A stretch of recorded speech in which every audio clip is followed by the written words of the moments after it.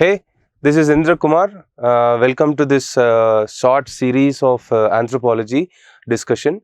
Today in this session we are going to discuss how to take 300 plus score in your anthropology optional. Okay. So this videos will be followed by a series of short videos. Each of this topic will be discussed in a detailed manner. So yes, let's go to this step by step process how to reach this 300 mark. Okay. So the first thing you should be doing is to understand the syllabus.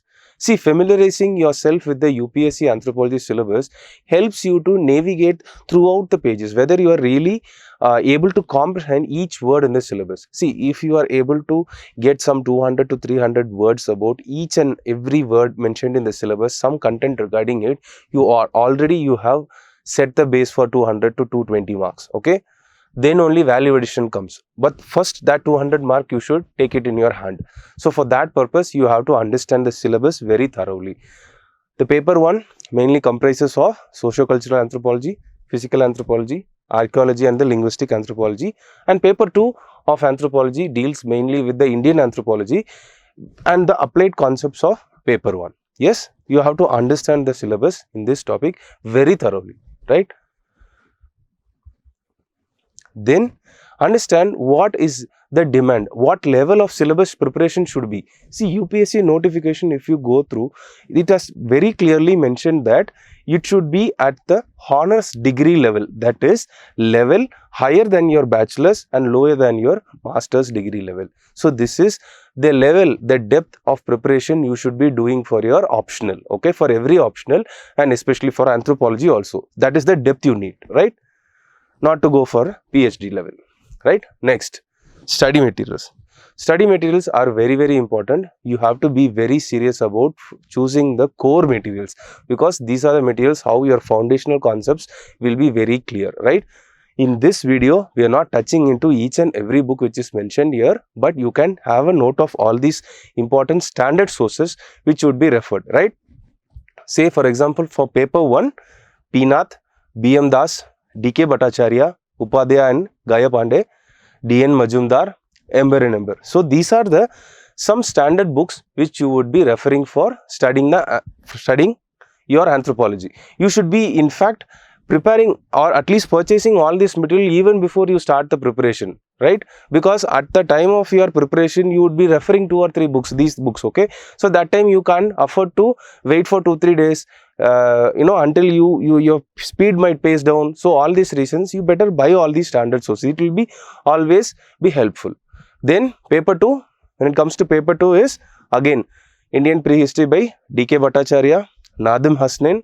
Then also you can refer the EPG Pathshala anthropology and also the IGNOS MAN program. So these are 2 books you can extra. These are master's degree program but still relevant for your UPSC preparation. So this is a study material. Then comes your previous year questions. See, understanding the trend of examination, it helps you to form some kind of weightage area.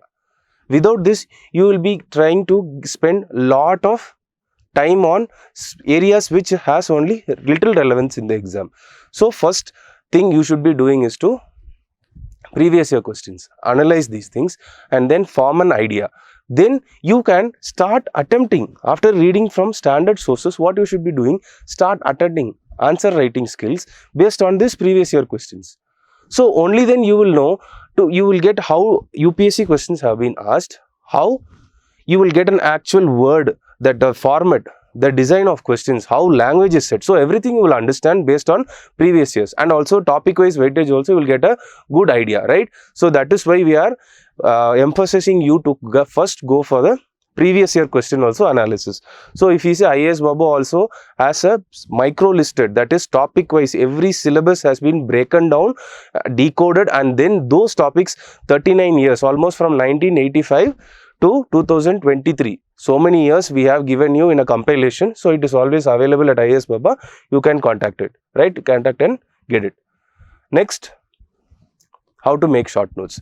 Making short notes decides you whether you will get into success or not. Because you know why? You ultimately you will be reading some more than 2000 to 3000 books, 3000 pages of topic content. How you are going to cram down? Because you will have little time for revise all those 3000 pages. So what you will do? So you will have to be knowing the art of making short notes, how to make some attractive flow charts also, because in examination you will not have enough time to write almost content, and anthropology is also filled with biological anthropology. So you need to know how to make schematic diagram also, so that you can save a lot of time in the exam.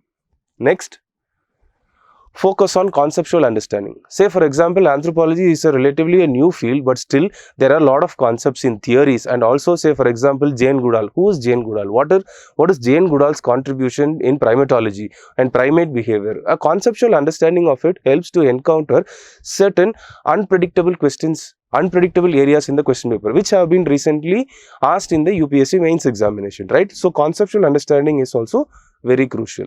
And yes, why anthropology is very successful, why it is always in the trend, why people feel it is a very short syllabus is because diagrams. Why?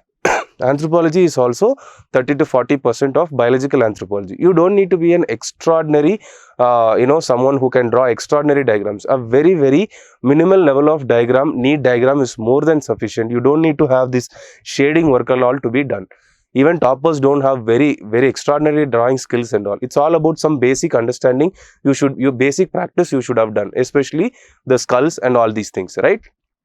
And anyways, presentation is going to be a deciding factor in your mains examination. So obviously that basic practice is more than sufficient. Then here comes your answer writing practice. Yes, as I said, you should be taking the previous year questions first and then try to answer them, and also try to get evaluated through your mentor or some or the other way, some of your friends, seniors or somewhere, and you can get an idea whether I'm able to construct good answers when it comes to anthropology.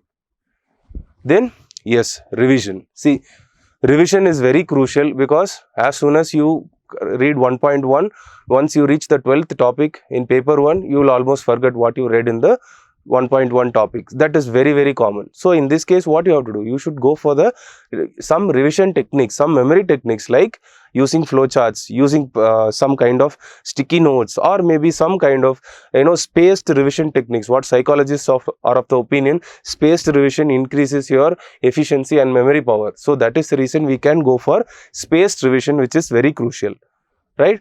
Then yes, definitely you should go for a mock test, because this only gives you a full hand experience how an actual exam has to be written, within that time frame, within that speed, everything, even how neatly you can produce, whether you are able to complete. So without mock test, you cannot imagine to get 300 plus in anthropology, right?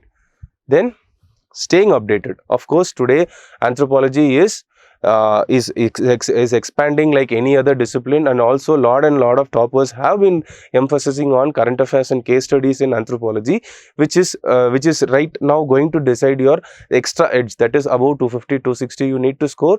You should be definitely having some kind of case studies, right? For this only, we have been releasing Anthrocrat, a magazine, a monthly magazine, which is only giving you content relevant for anthropology, whatever have been in the news. So we selectively, we have a team who works on that, and we selectively chooses the case study and also be posted. If you want to get the PDF of this book, which is free, it's available in the Anthro Baba group. Go and refer. The Anthro Baba group is a Telegram group. You can directly scan this, or also search in Telegram Anthro Baba. Here every day we do post the case studies, and also monthly this PDF is available. Then time management. Again, time management is very crucial. You have to know how much time you can dedicate for even GS, for optional, and also for essay. So you have almost a lot of subjects. So time management is very crucial, and also in answer writing also time management will come. That is why we are emphasizing to give for more kind of mock tests. Mock test minimum you should write minimum 50 to 60 tests, if you ask me, for excelling, for get to 300 above marks in anthropology. Minimum section wise test you should write minimum 20 to 25 in each paper, so that you will get enough number of confidence, and you will focus almost every area in the syllabus without leaving no stone unturned, right? Then last but not the least, if you want some guidance, if you feel, definitely you should go for it. You should not keep mind boggling. You should not be keep gambling with the resources or gambling with the online sources. Better if you feel that, okay, I need some kind of guidance, it would ease my process, then you should definitely go for it, instead of sit and thinking that whether I need a guidance, where some people have told that they are prepared without any guidance. There is nothing wrong, what I would, as per even my suggestion, okay, you can just try to go for some seniors, some mentors, or join some course, anything, but you should definitely consider that if you feel that, okay, because anthropology is day by day, it is growing more.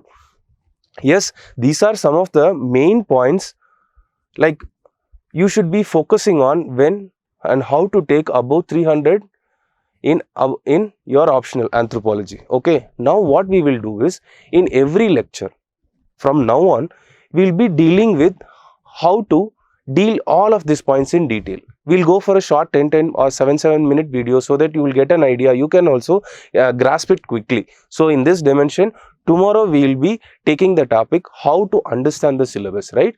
You just keep following it, you will get a clear picture at the end of this series, right? Thank you so much. We'll catch up again, right?